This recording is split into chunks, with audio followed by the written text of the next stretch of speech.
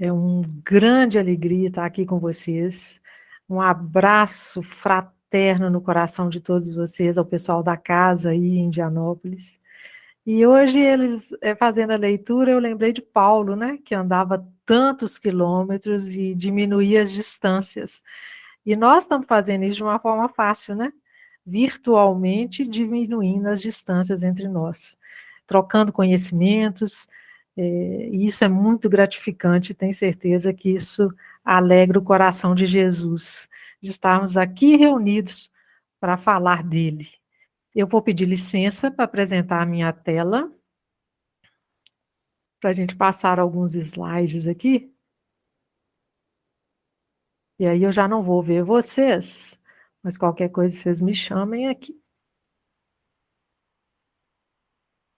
Então, nós vamos refletir sobre esse tema, a paz do mundo começa em mim. Um tema importante em todas as épocas da humanidade, porque nós vamos. A intenção do estudo é ver que a gente precisa construir a paz em nós, para que nós possamos usufruir dessa paz ao nosso redor, né? Plantando que se colhe, e com a paz não é diferente. E o mundo está precisando muito de pacificadores. Nós vivemos agora momento de eleição, momento onde que as pessoas estão muito rivalizadas, muito polarizadas. Então, nós precisamos muito dessa paz interior para sabermos lidar com todas essas situações.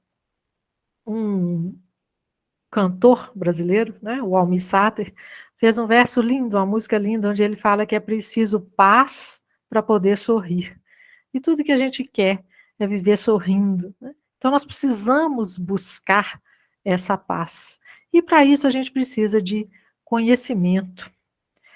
A paz é um anseio que nasceu com a civilização humana. É um desejo antigo de todos nós, dos nossos antepassados e de nós hoje, na era moderna também.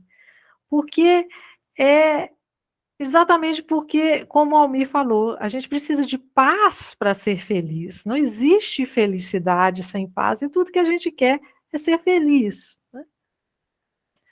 Porém, desde sempre, desde eras antigas, nós convivemos com esse desejo, com essa esperança da paz, mas também convivemos com a permanência da guerra.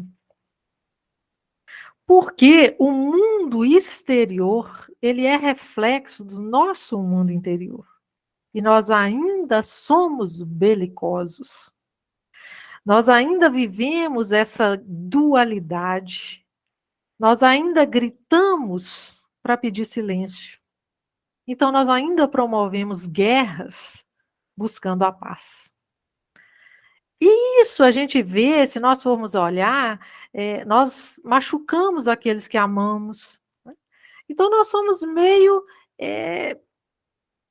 dual, né? Nós vivemos nas extremidades, nós buscamos alguma coisa, mas num caminho inverso, porque nós estamos aqui experimentando.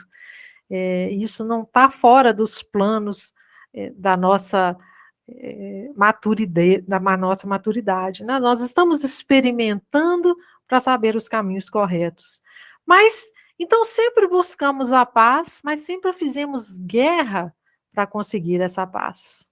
Então, guerra e paz caminham lado a lado nesse mundo, desde sempre.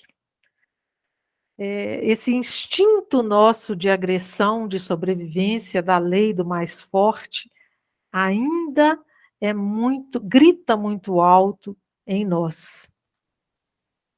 Se nós olharmos aí para trás, cerca de 2000 anos, um império, talvez o maior e mais poderoso que essa terra já viu, o Império Romano, ele hasteava sua bandeira sobre um chão manchado de sangue, um chão que eles conquistavam com guerra, com muita luta, com muito sangue, e eles então hasteavam a bandeira escrita Pax Romana, ou seja, a paz romana.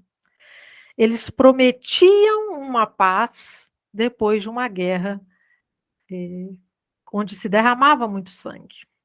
Era meio que assim: olha, nós vamos conquistar, nós vamos subjugar vocês, mas nós vamos trazer uma paz que vocês nunca experimentaram. Nós vamos trazer progresso, nós vamos trazer pão e circo.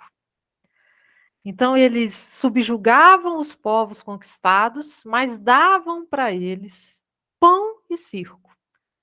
Ou seja, coisas materiais, satisfaziam ao corpo com alimentos e com diversões chulas, traziam progresso, né? As águas, todo o progresso romano.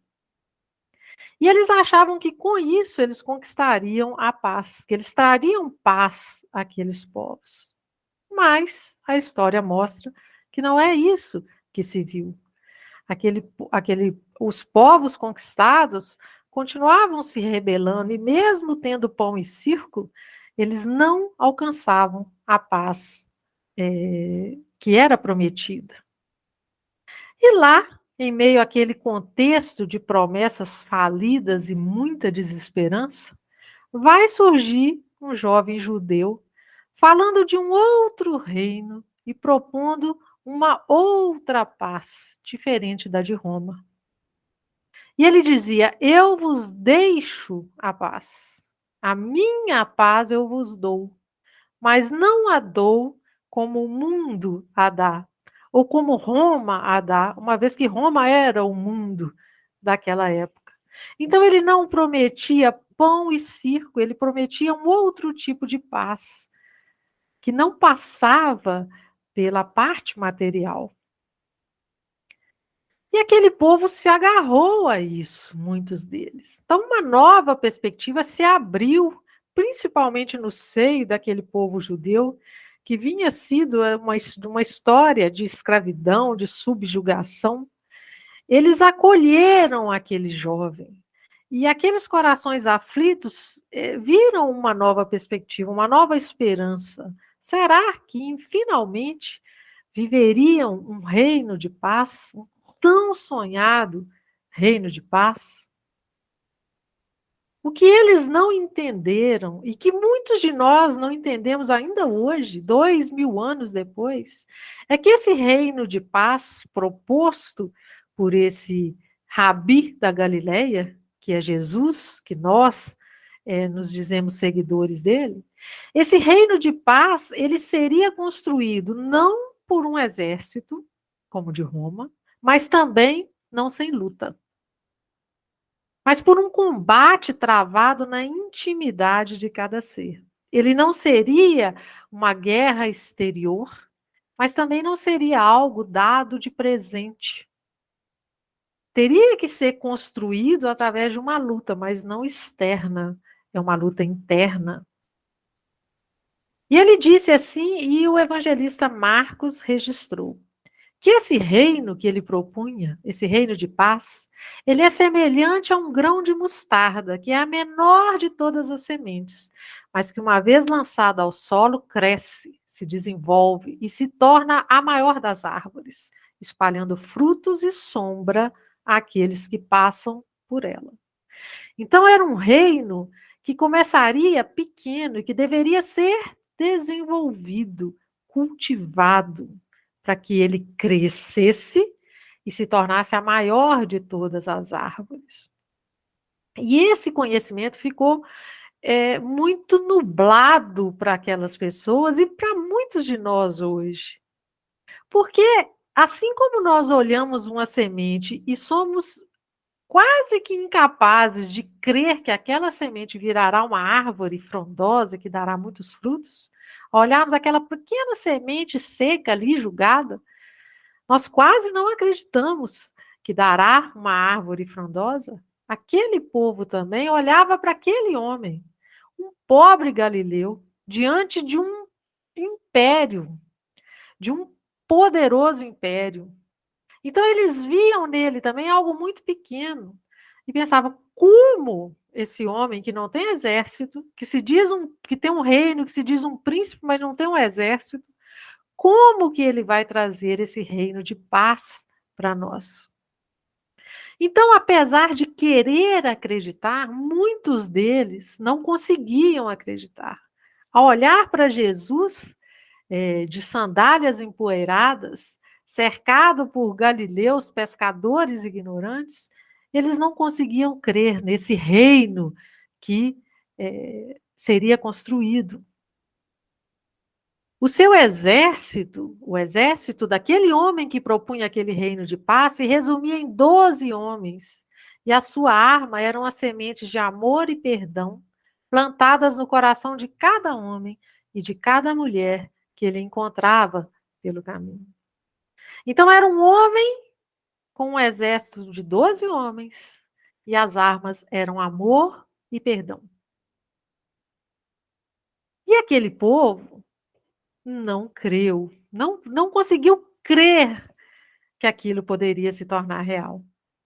Enquanto aquele homem aguardava a germinação das sementes que ele e seus 12 apóstolos plantavam nos corações das pessoas, incompreendido e menosprezado, foi então condenado à morte mais humilhante da época, que era a crucificação.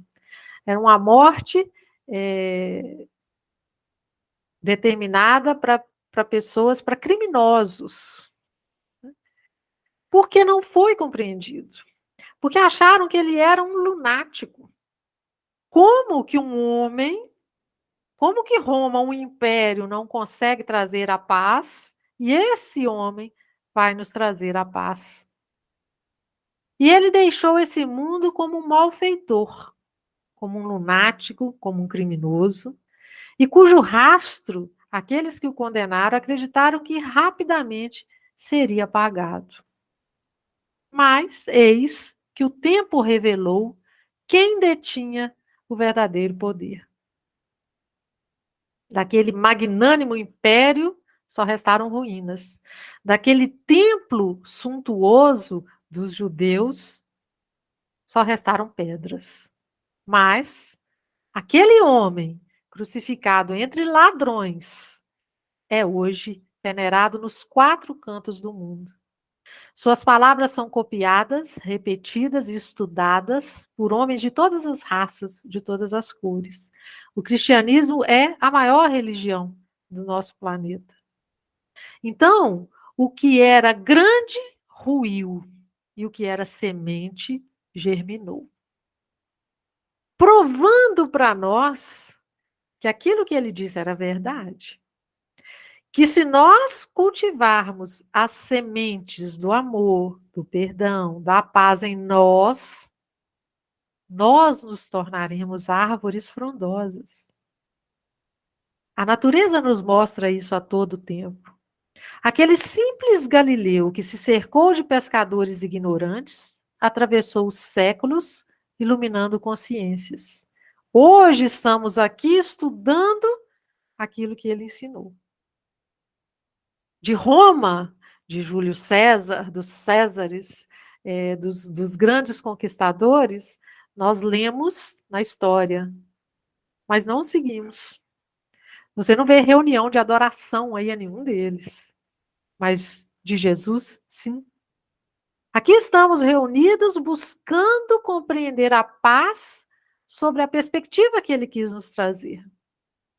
Porque tivemos aí experiências inúmeras, a história nos mostra, e nós, pessoalmente, em nossas vidas, que a paz que o mundo nos aponta não floresce, não vem, a gente não consegue alcançá-la. Então, a proposta é, então vamos seguir a paz que aquele Galileu falou lá atrás, que ele já falava.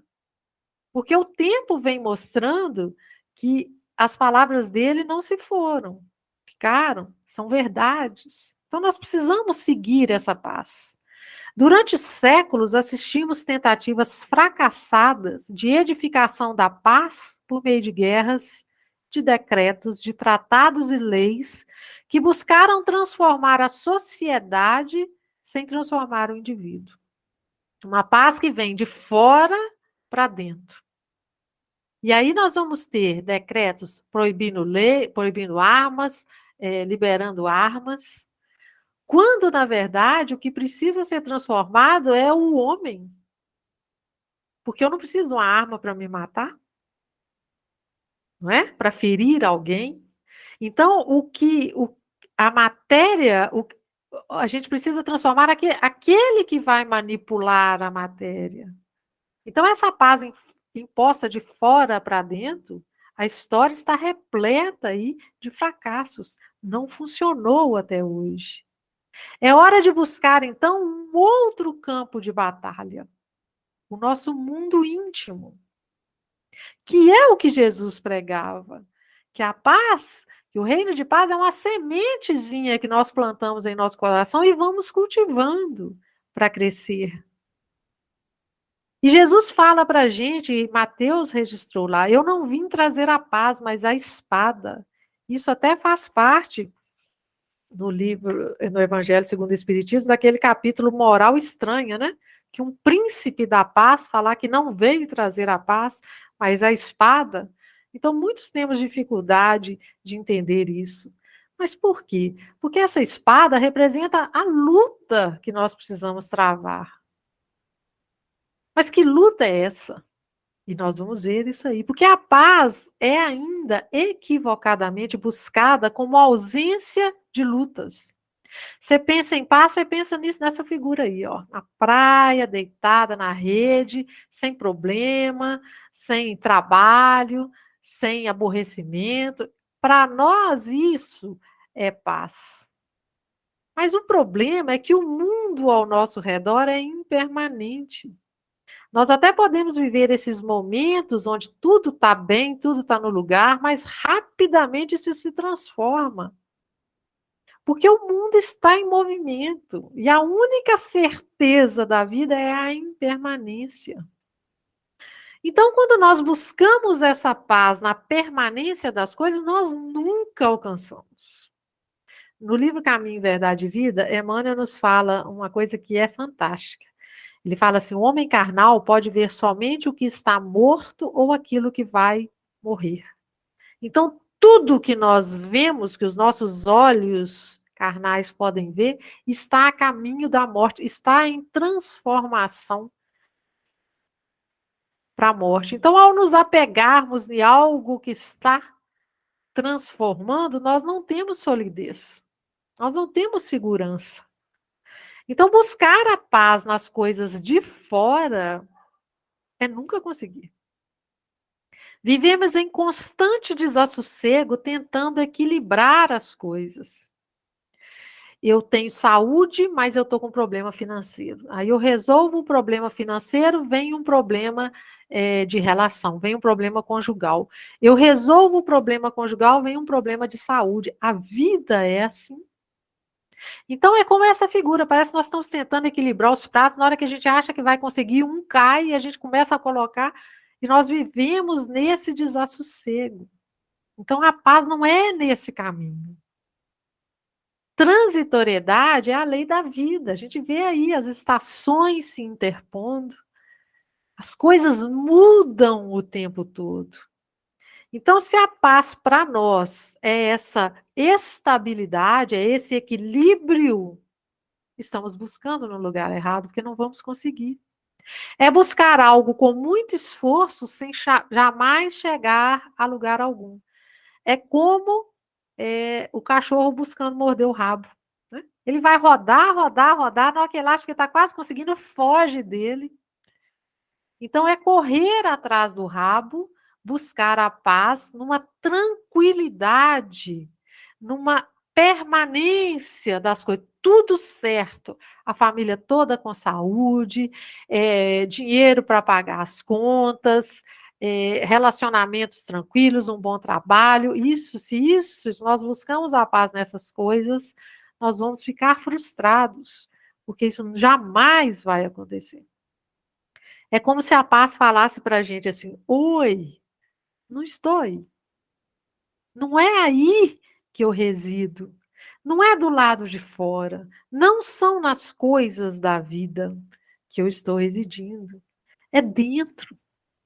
É uma voz aqui dentro que fala. Se nós olharmos as grandes figuras, as grandes personalidades da nossa história. Jesus, Buda, Gandhi, Madre Teresa, Chico Xavier, pessoas que a gente acredita que tenham alcançado essa paz, que demonstravam essa paz no seu viver. E se nós estudarmos a vida dessas pessoas, nós vamos ver que todas elas, sem exceção, foram vidas marcadas por lutas, por desafios, por mudanças constantes. Mas as mudanças constantes não os impediram de ter a paz, porque a paz estava ancorada dentro e não fora. A verdadeira paz passa por outros caminhos e está edificada em outras bases que não as condições exteriores.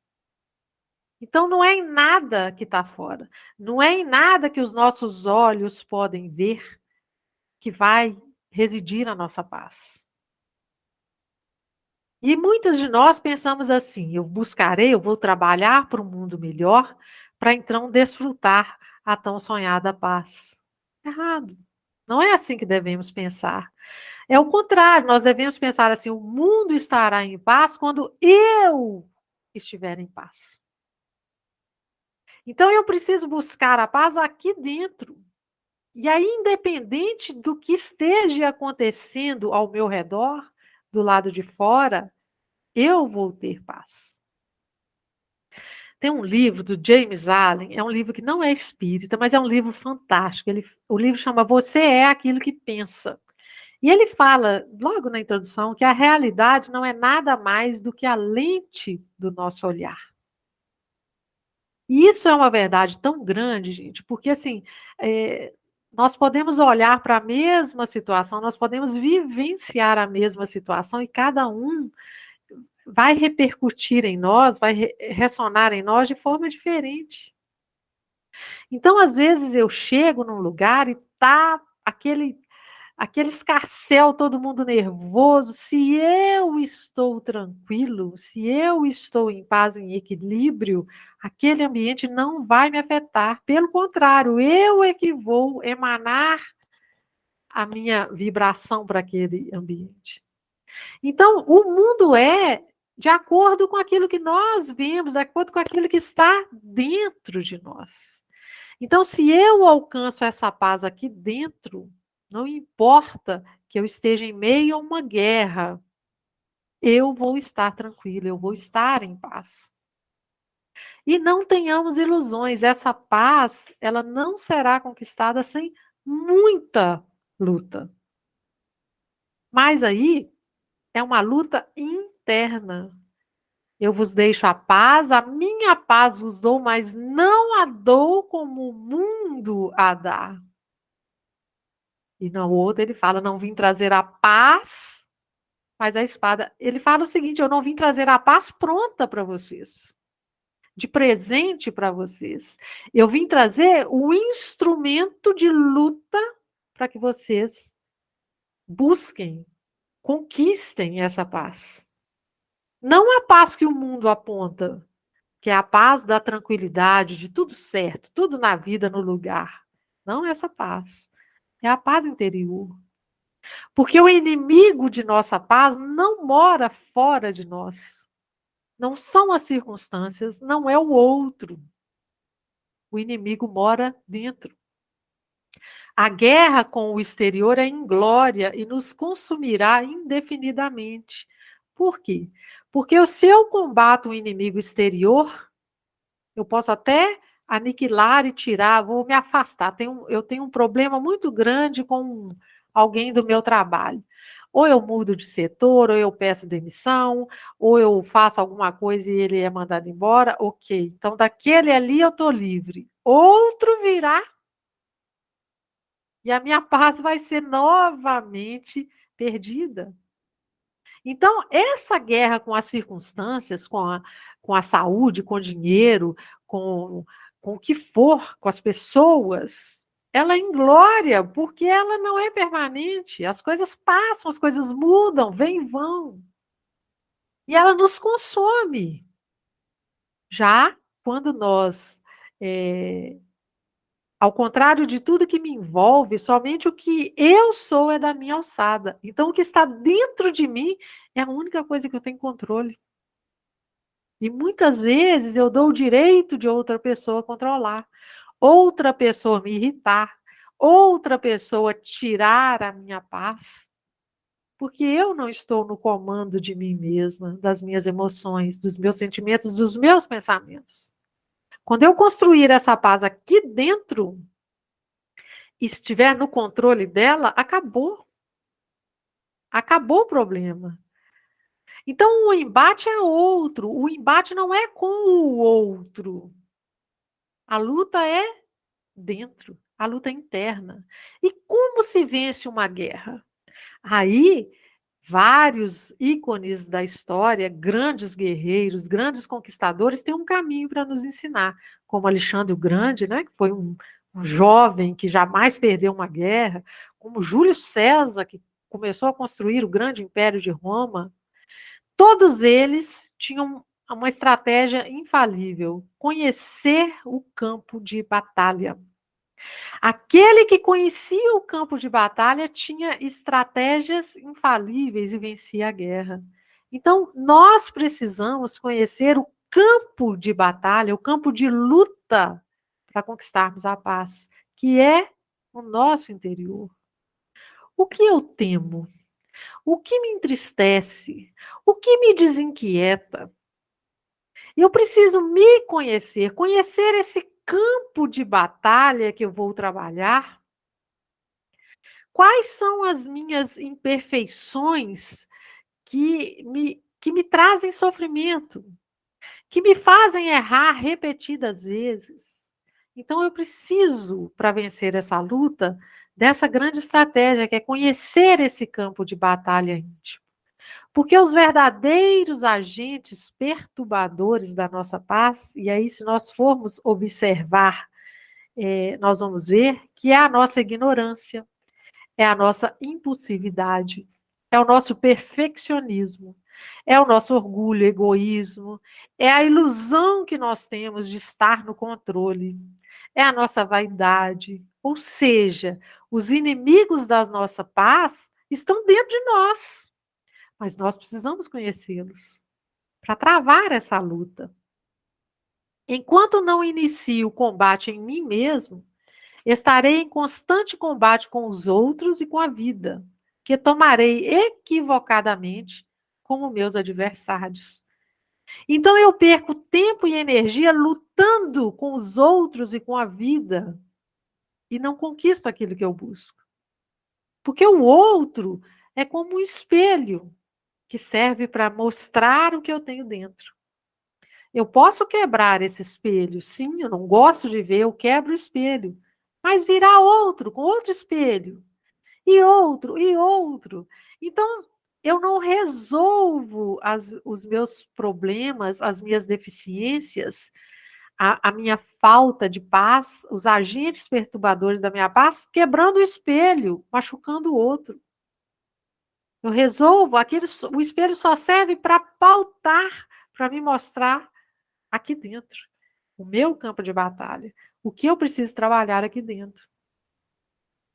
Não é a palavra ácida do outro que me fere, e sim o eco do orgulho em meus ouvidos. Né? Não é o que o outro fala que me machuca, é o meu orgulho que me machuca.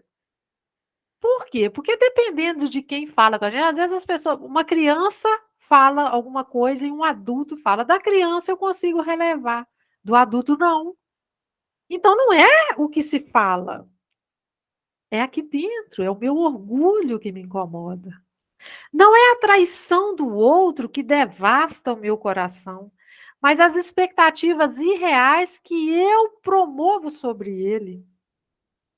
Eu moldo uma pessoa, eu crio uma pessoa. Aí a pessoa não é aquilo que eu acho que é ou que deveria ser. E aí eu me desiludo.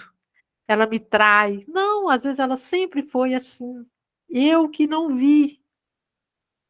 Não é a escassez de recursos financeiros que me aflige, Mas é a compulsão pelo consumo. É o que eu olho que o outro tem e eu acho que eu tenho direito de ter, o que ele tem até mais. Então é a cobiça. Há 20, 30, 40 anos atrás, 30 anos atrás, ninguém tinha celular, né? Então eu não cobiçava celular. Hoje, um aparece com um celular diferente, eu preciso ter aquilo, eu quero ter aquilo, e aquilo tira meu sossego muitas vezes. É o celular? Não, é aqui dentro. É o desejo desenfreado que eu tenho de ter as coisas. Né? O problema está na maneira como eu recebo o que vem de fora e a tratativa que eu dou a isso. Porque os estímulos vêm de fora a todo momento, de todas as pessoas, de todas as situações. É como eu trato esses estímulos que faz a diferença na minha vida. É isso que eu preciso olhar. Khalil Gibran, um grande pensador, ele fala o seguinte: e disse o divino: ame a seu inimigo. E eu obedeci. E amei a mim mesmo. Porque o único inimigo que nós temos somos nós mesmos. Nós nos boicotamos o tempo todo. Nos ligando, dando importância a coisas transitórias e passageiras. E deixando de olhar para aquilo que realmente é importante. Porque está dentro, aqui dentro, o que precisa ser tratado, trabalhado, renovado, transformado. Mas a gente gasta energias tentando mudar o outro, tentando mudar a vida, as circunstâncias da vida. E aí nós ficamos cansados, estressados, desiludidos. Ah, a vida não presta. Ah, eu não sirvo para nada. Porque nós não buscamos no lugar certo, na fonte inesgotável de amor, de perfeição, que somos nós somos sementes divinas. Só precisamos desenvolver. E cabe a cada um de nós se desenvolver. Os ensinamentos de Jesus nos convidam a apontar a espada não mais contra o outro, como fizemos até agora, mas para nós mesmos. A guerrear no campo de batalha, que é o nosso mundo íntimo, e onde a nossa vontade é o general supremo, é quem dita as ordens. Existe uma pergunta no livro dos Espíritos, né? Uma resposta que eles falam que como que a gente pode vencer as más tendências? E os Espíritos respondem que através da vontade, que é possível e nem é difícil. O que falta é vontade, porque a vontade é o general supremo, é o que comanda as nossas forças. Se esse general está apático, está apagado, está se preocupando com outras coisas, então essa luta não tem grandes chances de vencermos. Paulo, na carta aos Hebreus, ele fala dessa espada que Jesus veio trazer, né? Não vim trazer a paz, vim trazer a espada. E ele fala assim: a palavra de Deus é viva e eficaz, mais penetrante que uma espada de 2 gumes, porque ela entra e nos rasga para nos mostrar a nós mesmos, para que nós possamos enxergar aqui dentro que tem uma semente divina aqui dentro e que nós precisamos cuidar. Então, e é uma faca, é uma espada de 2 gumes, ela corta muito em nós. Mas para machucar, não. Para nos descobrirmos, para não nos boicotarmos mais como criaturas falíveis, mas para nos vermos como filho de Deus, filhos de um pai de amor, de poder. Então, nós sim podemos ter paz, podemos ter amor, podemos ter felicidade. Basta buscarmos aqui dentro. Basta cultivarmos isso aqui dentro. Abrir o nosso mundo interior para discernirmos as verdadeiras fontes de nossas aflições. E conversarmos com nós mesmos. Por que que eu fico tão desestabilizado diante de tal situação? E a gente fala o seguinte, a gente sempre fala aqui que o amor é a solução de tudo, né? E eu costumo falar que a gente não percebe o tanto que isso é verdade. Porque, por exemplo, uma situação que normalmente quem dirige aí está no trânsito sabe que tira a paz da gente, né? Esse trânsito onde todo mundo tem a preferência, todo mundo tem pressa e essa coisa desenfreada. Então eu estou no trânsito e alguém vem de repente me dá aquela fechada e aquilo, o sangue talha na hora, né? Ferve. E dá vontade de a gente abrir a porta e voar no pescoço do outro. Mas vamos imaginar que a gente saia dessa assim, a fim de sangue. Chega lá, é o irmão da gente que está dirigindo. A gente desarma na hora, não é verdade? O máximo que a gente vai falar é assim, ô, presta atenção que você está arrumando. Mas nós não vamos machucá-lo. Você sai, desce do carro e vai ver quem te fechou, é sua mãe que está lá. Acabou. Acabou o ódio, acabou a raiva, acabou a violência. Por quê? Porque a gente ama, né? E quando a gente ama, a gente releva, a gente desculpa, ameniza. Então o caminho é amarmos a todos. No dia que amarmos a todos, pronto, acabou o problema, acabou a violência, né? Quando na superfície de nós mesmos, nós julgamos que o outro é o inimigo a ser combatido. Tudo que tira a nossa paz, a culpa é do outro, a culpa é da vida. Já quando nós aprofundamos no Evangelho de Jesus e buscamos entender, nós vamos perceber que o que realmente nos faz sofrer é o orgulho ferido, é o ego contrariado, é a inveja instigada, é o egoísmo desenfreado. Então, nós vamos ver que o problema não é lá fora, que não adianta eu resolver lá fora, que vão vir outros, o problema é aqui dentro. Esse é o grande luz dos ensinamentos de Jesus. E quando nós percebermos isso, nós vamos rezar o Pai Nosso, livrai-nos do mal, de uma forma diferente. Porque hoje a gente reza, livrai-nos do mal, mas pensando nesse mal externo. Livrai-nos do mal é da doença, é do flagelo, da morte, é da pobreza, é dos problemas, né? Quando a gente percebe que todos os problemas, a solução de todos os problemas está dentro de nós, nós vamos rezar, Pai, livra-nos do mal, mas do mal que está aqui dentro. Porque é esse mal que atrai o resto. Quando eu consigo equilibrar aqui dentro, acabou os problemas. Porque não tem mais conexão com esses problemas lá fora. Os problemas vão vir e vai achar uma couraça. É hora de cessar o combate e iniciar o bom combate. Cessar o combate exterior e iniciar o combate interior. Uma vez combatido o homem velho, surgirá o homem novo e será o fim do combate e a conquista da paz permanente. Porque uma vez que eu resolvi aqui dentro, acabou. É uma paz eterna, porque nada que vier de fora vai me atingir. Essa paz Jesus conquistou. E muitos outros. É uma paz que não se desestabiliza. É uma paz perene, permanente.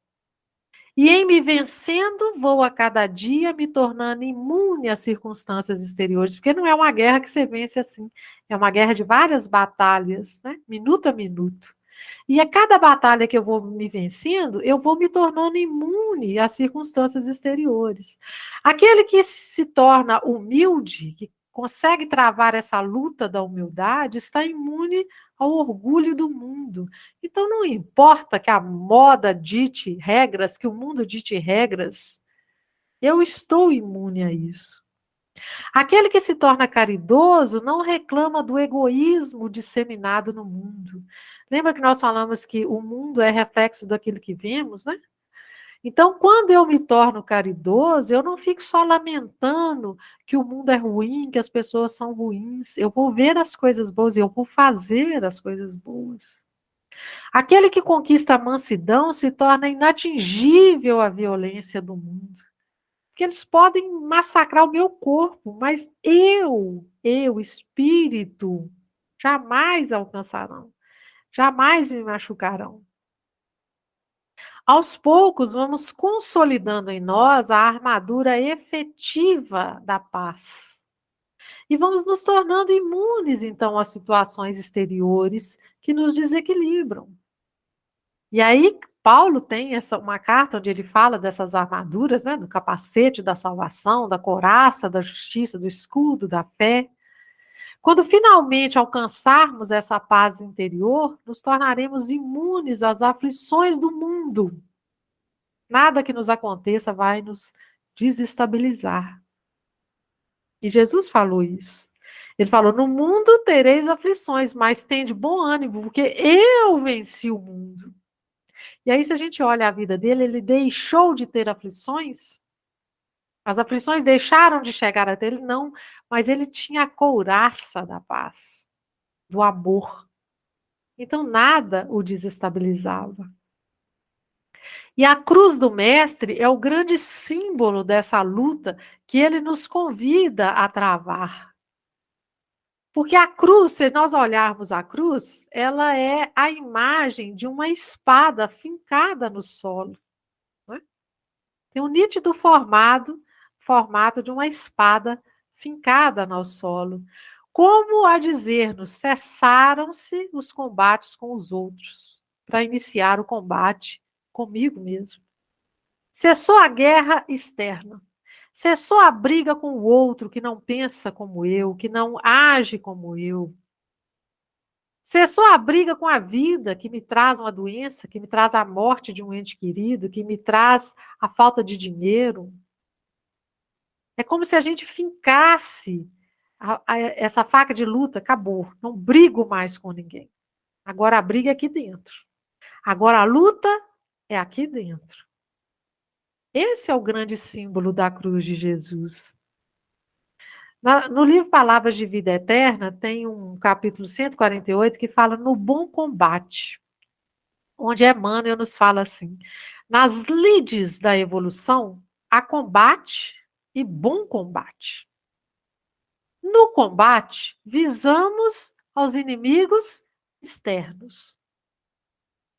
Brandimos armas, inventamos ardis, usamos astúcias, criamos estratégias e, por vezes, saboreamos a derrota dos nossos adversários entre alegrias falsas, ignorando que estamos dilapidando a nós mesmos, na lei do retorno, né?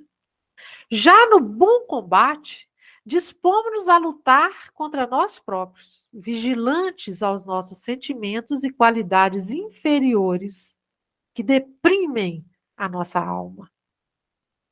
O combate chumba-nos o coração à crosta da terra, em aflitivos processos de reajuste na lei de causa e efeito. Já o bom combate liberta-nos o espírito para a ascensão aos planos superiores.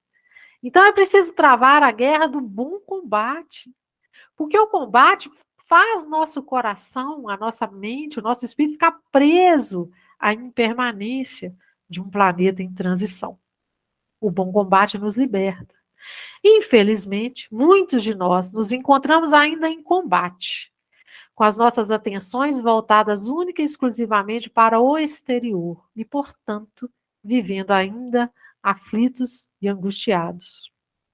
É tempo de iniciarmos o nosso bom combate, de fincarmos a espada do combate exterior, de abandonarmos ela e começarmos a luta interior, de melhora de nós mesmos.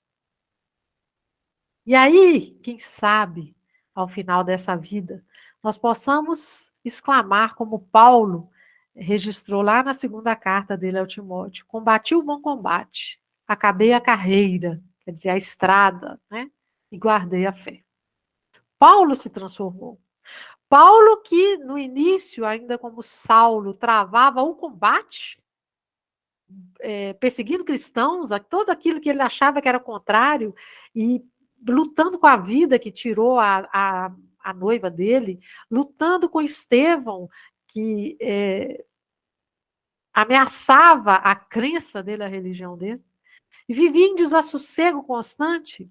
Após a entrada em Damasco, quando Jesus aparece para ele, ali ele inicia uma estrada do bom combate.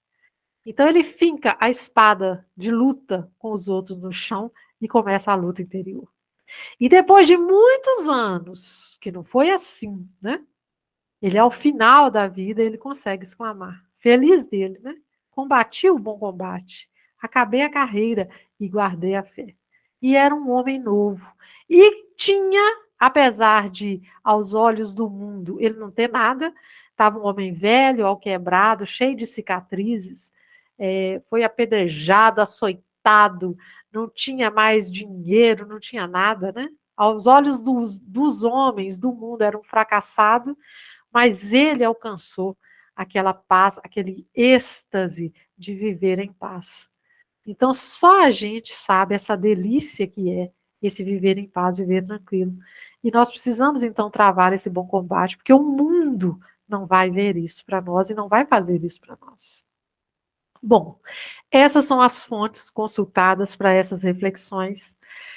O livro do James Allen, a Bíblia, né, para a gente buscar o Evangelho, as palavras do Mestre, palavras de vida eterna e o caminho, verdade e vida, que Emmanuel nos ajuda muito nessa busca interior, nessa melhora. E eu deixo aqui, finalmente, a frase de Lao Tse, que não era cristão, mostrando para nós que a verdade ela é universal, nós seguimos Jesus, mas a verdade vem em todos os cantos do mundo, em todas as culturas, em todos os povos, mostrando para a gente que precisamos ser fraternos e abraçar os irmãos que têm crenças diferentes, que têm ideias diferentes, né? Lao Tse fala assim: quem conhece os outros é inteligente. Quem conhece a si mesmo é iluminado. Quem vence os outros é forte, mas quem vence a si mesmo é invencível. Então, nós precisamos conhecer a nós mesmos e vencer a nós mesmos para nos tornarmos iluminados e invencíveis.